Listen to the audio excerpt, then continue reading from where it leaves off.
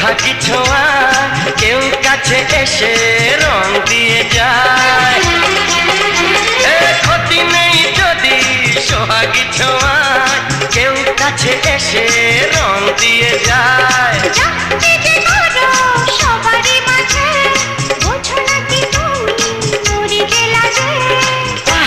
তোমাকে লাগছে দারুণ, আরে না না না না, আজকে তোমার কথা শুনবো না, এমন দিনে